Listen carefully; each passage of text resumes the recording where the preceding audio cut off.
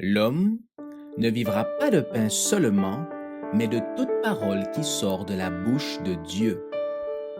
Voici votre moment de méditation quotidienne.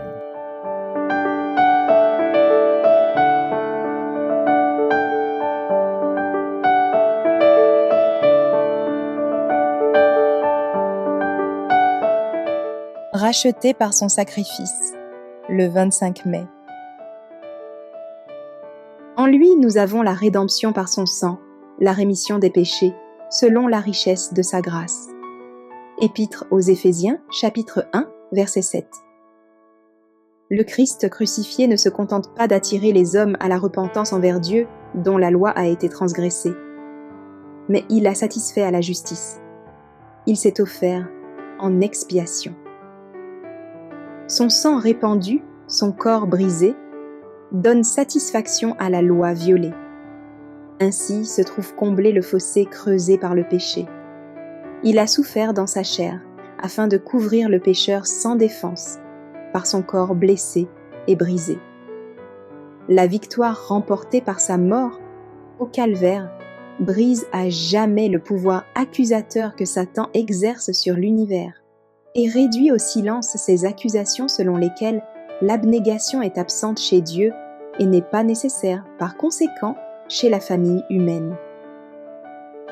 Le Christ était exempt de péché. Sinon sa vie sur la terre et sa mort sur la croix n'auraient pas eu plus de valeur pour accorder la grâce aux pécheurs que la mort de n'importe qui. Tout en ayant revêtu l'humanité, il vécut en étroite communion avec la divinité.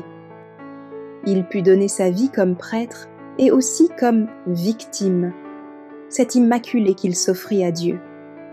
L'expiation du Christ scella à jamais l'alliance de grâce éternelle. Chacune des conditions dont dépendait le déversement de la grâce sur la famille humaine était remplie. Toute barrière qui entravait le libre exercice de la grâce, de la miséricorde, de la paix et de l'amour envers les plus coupables parmi la descendance d'Adam, se trouvait renversée. Le Christ plaide dans les cours célestes pour son Église. Il intercède pour ceux qu'il a rachetés au prix de son sang. Ni les siècles, ni les millénaires n'amoindrissent l'efficacité de son sacrifice expiatoire.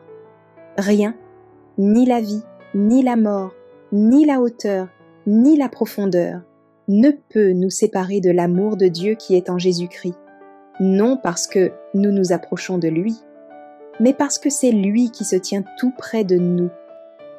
Si notre salut dépendait de nos propres efforts, nous ne pourrions être sauvés. Mais il dépend de celui qui est le garant de toutes les promesses. Nos possibilités peuvent paraître faibles, mais son amour pour nous est comme celui d'un frère aîné. Tant que nous restons en contact avec lui, nul ne saurait nous arracher de sa main.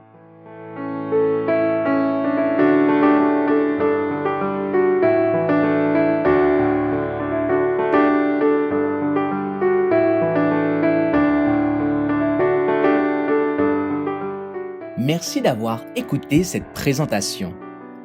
Assurez-vous de nous rejoindre demain pour votre moment de méditation quotidienne avec lereste.org.